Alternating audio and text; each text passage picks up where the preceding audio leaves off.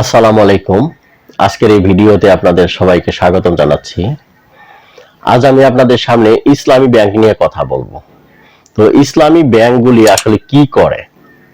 তো ভিডিওটি আপনারা খুব গুরুত্ব সহকারে মনোযোগ দিয়ে শুনেন, তাহলে বুঝতে পারবেন যে আমরা ইসলামী ব্যাংকে ধরেন 1 লক্ষ টাকা রাখলাম, পাশাপাশি কনভেনশনাল কোনো ব্যাংকে টাকা রাখলাম, যেমন Dutch Bangla, city bank, BRAC bank, এগুলি হচ্ছে কনভেনশনাল ব্যাংক। মানে এরা কিন্তু সরাসরি সুদের সঙ্গে জড়িত। আর ইসলামী ব্যাংকের মূল স্লোগানটাই হচ্ছে যে আমরা সুদের সঙ্গে তো জড়িত নই, বরং আমরা বাংলাদেশে বা সারা বিশ্বে সেই সুদটাকে মানে আল্লাহ তাআলা যে হারাম করেছেন সেই দীক্ষায় দীক্ষিত হয়ে আমরা এই ধরনের ব্যাংকিংগুলি পরিচালনা করি। তো আপনারা খুব ভালো করে খেয়াল করেন, ধরেন আপনারা কোনো একটা কনভেনশনাল ব্যাংকে 1 লক্ষ টাকা রাখলেন। 1 লক্ষ টাকা ধরেন 1 বছরের জন্য রাখলেন। 1 বছর পরে তারা আপনাকে ধরেন 10,000 টাকা তারা বেশি দিল। পক্ষান্তরে আপনি যখন ইসলামী ব্যাংকে টাকা রাখবেন, ইসলামী ব্যাংকেও কিন্তু আপনার এফডিআর আছে, ওই কনভেনশনাল ব্যাংকের মতো। তো ইসলামী ব্যাংকে যখন টাকাটা রাখবেন, তখন ইসলামী ব্যাংকও কিন্তু আপনাকে বছর শেষে একটা মুনাফা, সেটার নাম তারা দিয়েছে মুদারাবা। ঠিক আছে, ভালো করে খেয়াল করেন, আপনারা হয়তো বা অনেকেই জানেন যারা ব্যাংকিং করেন, তারা সেটা মুদারাবা নামে আপনাকে ধরেন 1 লাখ টাকায় 10,000 টাকা প্লাস মাইনাস এরকম দিল। এখন আপনাদের প্রশ্ন থাকতে পারে যে আমি কনভেনশনাল ব্যাংকে টাকা রেখে যদি আমি সেই অতিরিক্ত টাকা পাই, আবার ইসলাম ব্যাংকে টাকা রেখেও যদি অতিরিক্ত টাকা পাই, তাহলে দুটার মধ্যে পার্থক্য কি? দুইটাই তো সেই সুদের মতো হলো। তো বিষয়টা কিন্তু মোটেও না। ঠিক আছে, তো আগে আমি কনভেনশনাল ব্যাংকের বিষয়গুলি বলে দেই। আমি কনভেনশনাল ব্যাংক সম্পর্কে মোটামুটি বলতে পারবো আপনাদেরকে। এর কারণ হচ্ছে যে আমি 2009 সালে স্ট্যান্ডার্ড চার্টার্ড ব্যাংকে জয়েন করি। তারপরে স্ট্যান্ডার্ড চার্টার্ড ব্যাংকে 3 বছর মতো জব করার পরে আমি সুইচ করি ইবিএল এ। তো ইবিএল এর পরে আমি ডাচ বাংলা ব্যাংকেও কিছুদিন চাকরি করেছি। এগুলি সবই কিন্তু কনভেনশনাল ব্যাংক। তারপরে আমি লঙ্কা বাংলা ফাইন্যান্স, এরাও কিন্তু সেই কনভেনশনাল ব্যাংকের মতোই তাদের চরিত্র। তারপরে আমি ব্র্যাক ব্যাংকে জব করি, ব্র্যাক ব্যাংকের পরে সিটি ব্যাংকে জব করি। ঠিক আছে, তো আমি কিন্তু তাদের প্র্যাকটিসটা কিন্তু দেখেছি যে কনভেনশনাল ব্যাংকে তারা কি করে। কনভেনশনাল ব্যাংকে তাদের একটা রেট চার্ট থাকে, মানে ইন্টারেস্ট রেটের একটা চার্ট থাকে। সেই রেট চার্টটাই কিন্তু আপনার সেল করতে হয়। ধরেন পার্সোনাল লোনের ক্ষেত্রে আপনার 18.5% ইন্টারেস্ট রেট। তো এই 18.5% ইন্টারেস্ট রেটে কিন্তু আপনার লোনটাকে সেল করতে হয়। ঠিক আছে, আর এই ইটা আপনার ইন্টারেস্ট রেটটাকে মানে কোন কাস্টমারের উপরে কিভাবে মানে আরোপ করা যায়, এর জন্য কিন্তু যে ব্যাংকগুলির নাম বললাম, এই প্রত্যেকটা ব্যাংকেই কিন্তু একটা ডিপার্টমেন্ট আছে। এটার নাম হচ্ছে সিআরএম। ঠিক আছে, সিআরএম মানে হচ্ছে ক্রেডিট রিস্ক ম্যানেজমেন্ট। অর্থাৎ তারা গ্রাহকের কাছ থেকে টাকাটা নেওয়ার জন্য তারা একটা ডিপার্টমেন্টই তৈরি করেছে। মানে তারা গ্রাহকের ক্রাইটেরিয়া, তারপরে কোন গ্রাহককে দিলে তাদের এই সুদের টাকাটা সরাসরি মানে খুব ভালোভাবে সুন্দরভাবে উঠানো যাবে, এই বিষয়ে তারা কিন্তু এরকম ডিক্লারেশন দেয়, প্লাস তারা সিআরএম ডিপার্টমেন্ট খোলার মাধ্যমে তারা এই লোনগুলি দেয়। ঠিক আছে, তো এটা গেল আপনার কনভেনশনাল ব্যাংক। আর ইসলামী ব্যাংক যেটা করে, ধরেন ইসলামী ব্যাংকে যারা অ্যাকাউন্ট করে, ধরেন আপনি 1 লক্ষ টাকা দিলেন ইসলামী ব্যাংকে, 1 লক্ষ টাকা আপনি রাখলেন তাদের কাছে, এফডিআর করে রাখলেন। তারা 3 মাস পর আপনার ওই টাকাটার যে মানে ইনভেস্টমেন্ট করার পর যে মুনাফাটা আসলো, সেটা তাদের রুলসের মধ্যে আছে যে প্রত্যেকটা মুদারাবা অ্যাকাউন্টে মুনাফার 65% তারা দিয়ে থাকে, আর 35% তারা তাদের ব্যাংকের যে খরচ নির্ধারণ হয় মানে একটা ব্যাংক চালাতে গেলে বা একটা অফিস চালাতে গেলে যে খরচ হয়, সেই খরচ বাবদ তারা 35% মুনাফা থেকে নেয়। ঠিক আছে, অর্থাৎ আপনার ফিক্স থাকবে না কিন্তু, যে আপনার টাকাটা আপনি টাকাটা ইনভেস্ট করবেন, মানে ইসলামী ব্যাংকে অ্যাকাউন্ট করে টাকা রাখার মানে হচ্ছে যে আপনি একজন ইনভেস্টর। ঠিক আছে, তো ইনভেস্টরের কিন্তু ঝুঁকি নিতে হবে। আর কনভেনশনাল ব্যাংকে কিন্তু ইনভেস্টর না, কনভেনশনাল ব্যাংকে কিন্তু ঝুঁকি নেয় না। কেউ যদি টাকা রাখে সেক্ষেত্রে কিন্তু তাকে ইন্টারেস্ট রেট বলে দিবে যে আপনাকে বছর শেষে বা 2 বছর পরে বা 5 বছর পরে আমরা এই দিব। তারা কিন্তু একেবারে অ্যামাউন্টটা একদম ফিক্সড করে দেয়। আর ইসলামী ব্যাংকে কিন্তু ফিক্সড করে না, অর্থাৎ ইসলামী ব্যাংক আপনাকে সেই টাকার পলিসি দিবে, মানে অর্থাৎ টাকাটা আপনি তাদের কাছে বিনিয়োগ করার পরে তারা সেই টাকাটা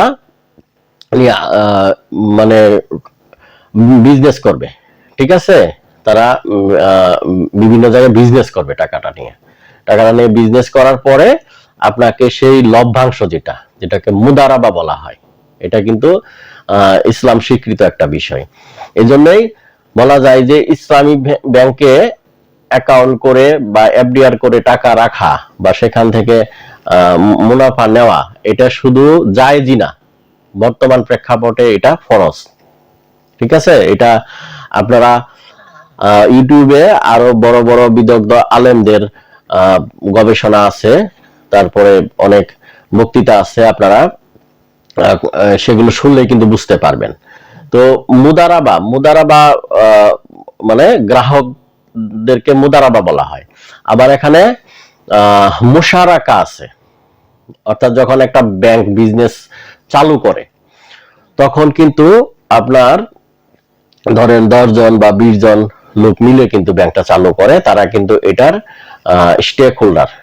কেউ হয়তো বা 5 কোটি দিয়েছে, কেউ 10 কোটি, কেউ 50 কোটি, এরকম দিয়ে তারা ব্যাংকটা চালু করেছে, তাহলে ওদেরকে বলা হয় মুশারাকা।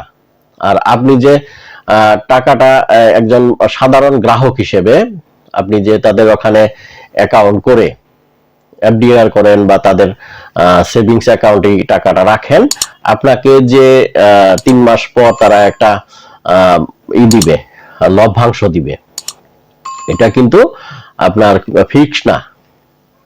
মানে এটা তারা যেহেতু এটা প্র্যাকটিস করতেছে, যেমন শেয়ার মার্কেটে আপনার একটা শেয়ার কি পরিমাণ আর্ন করে, এটা প্রিভিয়াস ইয়ারগুলির হিস্ট্রি ঘাটলে কিন্তু একটা আইডিয়া করা যায়, একটা গড় হিসাব করা যায়। তারা কিন্তু একটা গড় হিসাবে তারা আপনাকে কিন্তু একটা আইডিয়া দিবে, বাট তারা কিন্তু ফিক্স না। তাদের কিন্তু কোনো সিআরএম ডিপার্টমেন্ট নাই যে একটা সিআরএম ডিপার্টমেন্ট খুলে সুদের অঙ্ক কষে আপনার কাছ থেকে আপনার টাকাটার মানে সুদ, তারা যেটা মানে আল্লাহ তাআলা কোরআনে নিষেধ করেছেন যে সুদ মানে রিবা, তো এই রিবাটা কিন্তু হারাম। আর আরো একটা বিষয় বলি, সুদ এবং মানে ইয়ের মধ্যে এই যে মুনাফা বলেন বা যেটাই বলেন, এটার ভিতরে এটা কি পার্থক্যটা কি? পার্থক্যটা হচ্ছে যে সুদটার মধ্যে কিন্তু আপনার একটা টাইম ফ্রেম থাকবে, যে এই টাইমের মধ্যে একটা ডিক্লেয়ার করা থাকবে, টাইম ফ্রেম থাকবে, এই টাইম ফ্রেমের মধ্যে কিন্তু আপনার টাকাটার কিন্তু এই পরিমাণ দিবে। আর সুদের মধ্যে কোনো টাইম ফ্রেম থাকবে না, কোনো নির্দিষ্ট কোনো অঙ্ক থাকবে না, যে আপনার টাকাটা নিয়ে তারা যে বিজনেসে ইনভেস্ট করলো সেই বিজনেস লাভও হতে পারে, লসও হতে পারে। মানে আপনি যখন অ্যাকাউন্ট খুলেন ইসলামী ব্যাংকে, আপনি সেই যখন সাইন করবেন তখন আপনি একটু পড়ে নেবেন, সেখানে কিন্তু স্পষ্ট লেখা আছে যে আপনি এই টাকাটা কিন্তু বিনিয়োগ করলেন। ঠিক আছে, বিনিয়োগ কিন্তু জায়েজ। তদ্রুপ শেয়ার মার্কেটেও কিন্তু আপনি বিনিয়োগ করতে পারেন, এটা কিন্তু সম্পূর্ণ জায়েজ, কারণ যেখানে রিস্ক আছে। ঠিক আছে, আমি আরো খোলাসা করে বুঝাই যে বিজনেস কি জিনিস। বিজনেস জিনিসটা ধরেন আপনি যে জেলায় থাকেন তার পার্শ্ববর্তী জেলা থেকে, ধরেন আপনি ময়মনসিংহে থাকেন, তার পার্শ্ববর্তী জেলা গাজীপুর, তো গাজীপুর থেকে আপনি ধরেন সবজি কিনলেন, সবজি 20,000 টাকায় সবজি কিনলেন, ধরেন বেগুন কিনলেন, বেগুন কিনে সেটা আপনি ময়মনসিংহ পর্যন্ত আনতেছেন, আনার পথে ধরেন আপনি সেই সবজির ট্রাকটা কোনো একটা দুর্ঘটনায় পতিত হলো, ধরেন ঝড় তুফান এরকম কোনো একটা প্রাকৃতিক দুর্যোগে পড়লো বা মানব সৃষ্ট হরতাল অবরোধ এগুলোর মধ্যে পড়লো, পড়ার পরে আপনার সেই বেগুনটা যেদিন বিক্রি করার কথা ছিল সেদিন বিক্রি না করে আপনি 3-4 দিন পরে বিক্রি করলেন। তো 3-4 দিন পরে বিক্রি করার পরে আপনার বেগুনটা কিন্তু একটু নষ্ট হয়ে গেল, গুণগত মান নষ্ট হয়ে গেল। আর মানুষ কিন্তু বাজারে সেই মানে সেটাকে বলা হয় আপনার একবারে শুটা বেগুন বলা হয়, ওই মানে ওই বেগুনটা কিন্তু কিনতে চায় না। ঠিক আছে, মানে গুণগত মান যদি আপনার সবজি নষ্ট হয়ে যায় ওটা কিন্তু মানুষ ভালো দাম দিয়ে কিনবে না। তো তখন ধরেন 20,000 টাকার বেগুন আপনি 15,000 টাকা বিক্রি করলেন, 5,000 টাকার লস, এটাই হচ্ছে বিজনেস। আবার কোনো সময় আপনি 20,000 টাকা দিয়ে বেগুন কিনলেন, আবার কোনো একটা হাট চেঞ্জ করে আপনি সেই বেগুনটা বিক্রি করলেন, ধরেন ওই জায়গায় আমরা 2,000 টাকা লাভ হলো বা 5,000 টাকা লাভ হলো, এটাই বিজনেস। অর্থাৎ কোনো ফিক্স থাকবে না। আর সুদী ব্যাংকগুলি করে কি, ফিক্সড করে দেয়। ওই যে বললাম যে তারা একটা আপনার রেট চার্ট রাখে, মানে ইন্টারেস্ট রেটের একটা চার্ট, এবং সেই চার্টটা তারা 3 মাস 6 মাস অন্তর কিন্তু আবার আপডেট করে তারা আবার এটা প্রকাশ করে যে এখন আমাদের রেট এই চলতেছে। ঠিক আছে, তো আপনি ঘোষণা দিয়ে কিন্তু কোনো লেনদেন করতে পারবেন না। আর সুদী ব্যবস্থা কিন্তু আপনার অর্থনীতির জন্য হুমকি স্বরূপ। ঠিক আছে, মানে অর্থনীতিতে কিন্তু যে দেশের মধ্যে কিন্তু বেকার সমস্যা তৈরি করে, তারপরে একটা শ্রেণী কিন্তু অর্থের পাহাড় করতে পারে সুদী ব্যবস্থা দিয়ে, কারণ তার তো শুধু টাকাটা খাটতেছে, তার তো কোনো শ্রম খাটতেছে না, সে কিন্তু টাকা দিয়ে শিউর টাকাটা সে আনতেছে। তো এই জন্যেই আপনারা ইসলামী ব্যাংকে ব্যাংকিং করবেন, এটাই ছিল আমার আজকের ভিডিওর মূল প্রতিপাদ্য বিষয়।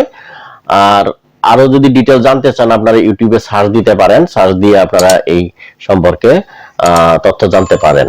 তো এই ছিল আমার আজকের ভিডিও। পরবর্তীতে এই ধরনেরই আরো একটি ইনফরমেটিভ ভিডিও নিয়ে আপনার সামনে আমি হাজির হয়ে যাচ্ছি। ততক্ষণ পর্যন্ত আপনারা সবাই ভালো থাকেন, সুস্থ থাকেন, আমার জন্য দোয়া করেন, আমি যেন আপনাদেরকে খুব ভালো ভালো ইনফরমেশন শেয়ার করতে পারি মানে ইসলামের পক্ষে, এবং আমি যা জানি এবং আমি যেগুলি রিসার্চ করে পাই আমি সেইগুলি যেন আমি আপনাদের কাছে প্রচার করতে পারি, এই প্রত্যাশায় আজ এখানে আসছি।